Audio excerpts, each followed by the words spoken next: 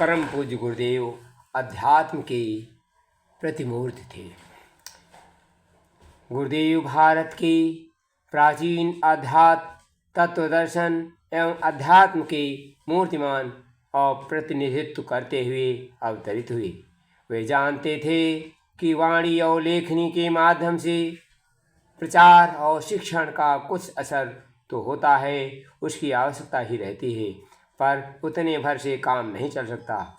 प्रभावशाली शिक्षण वह होता है जो मूर्तिमान हो। प्रत्यक्ष को देखे बिना प्रेरणा नहीं मिलती। विचार करके हलचल उत्पन्न करते हैं, उन्हें कार्यान्वित कैसे किया जा सकता है, इसका उदाहरण जब तक सामने न आए तब तक श्रेष्ठता के सन्मार्ग पर चलने से किसी की स्फुरना नहीं मिलती। नमूना सामने है। किसी समय में केवल 7 ऋषि थे। समस्त संसार के 7 द्वीपों में एक एक करके समग्र नेतृत्व संभालते थे। कारण वे जो कहते सो करते, वाणी से नहीं क्रिया से जनता को दिखाते। जो बताना चाहते थे, कराना चाहते थे, उन्होंने मन वचन और कर्म से अति गहराई से समाविष्ट कर दिया। यह समन्वय और प्रभावशाली का मात्र आधार था। विद्या और प्रतिभा का भी मूल्य है, पर जहाँ तक जीवन क्रम बदल देने का घोर कर्म कराने की व्यक्ति के पतन के गर्त से निकलकर उत्कर्ष के शिखर पहुँचाने की आवश्यकता होती है, वहाँ बाँस के डंडे के काम नहीं करते, वहाँ मजबूत क्रेनें काम करती हैं। प्राचीन काल के आत्मनेता अपने इतना समर्थ और प्रतिभाशाली बनाते थे कि लोग नेतृत्व कर सकें। इसके लिए बुद्धि और प्रतिभा को प्रखर करने में लगे रहते थे, वरन समग्र व्यक्तित्व विचार कर्म समन्वय से प्रचंड बनाते थे।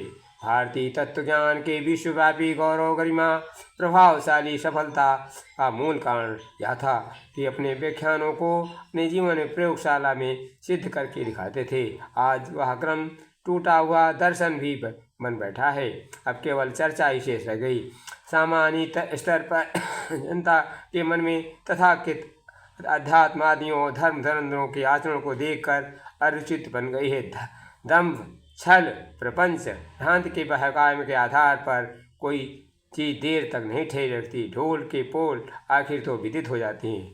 दूसरे के धर्म की इच्छा, स्वयं जीवन में शून्यता, दूसरों को त्याग का उपदेश, स्वयं वैभव संचय या विडंबना देखता है, मन खट्टा हो जाता है। ईश्वर की दुहाई दिन रात रहने से जीवन में कोई विशेषता न रहे।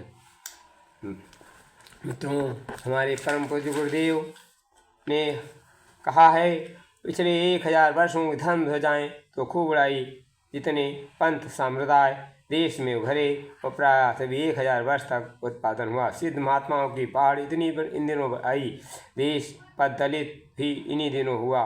सोचा जाता था इन भक्ति उत्पादनों की अपेक्षा यदि समर्थ गुरु रामदास बंदा बैरागी गुरु गोविंद सिंह की प्रखरता को आंदोलित किया गया होता तो देश अधिक हित साधन होता। सामान्य उच्च दोनों के स्तर के लोग जब इस महान तत्व ज्ञान के प्रति उपेक्षा उपरित बरतने लगेंगे, उच्च दर्शन की उपेक्षा करके कोई समाज अपना उत्कृष्टता स्थिर नहीं रखता। उसके अभाव में उसके दुर्बल अतीत हो ही जाना पड़ेगा। वर्तमान दार्शनिक अवसाद ने कुछ ऐसी ही स्थिति उत्पन्न कर दी है। भारतीय तत्व दर्शन एवं अध्यात्म के सम्मुख प्रस्तुत जीवन मान जैसे अवरोध विश्लेषण निराकरण वही सही रूप प्रस्तुत करने के लिए गुरुदेव ने न केवल कहा और लिखा, वरन अपने कर्तव्य को अविच्छिन्न अंग बनाया। दयालुता का अर्थ अनाचार का संरक्षण नहीं, क्षमा का अर्थ पाप और नीति को स्वच्छंद रूप से कोहराम मचाते रहने छूट देना नहीं। रोगी पर दया की जानी चाहिए पर रोग पर नहीं। पापी पर को भी प्यार किया जाना चाहिए पर पाप के प्रति निष्ठुरता बरतनी ही होगी।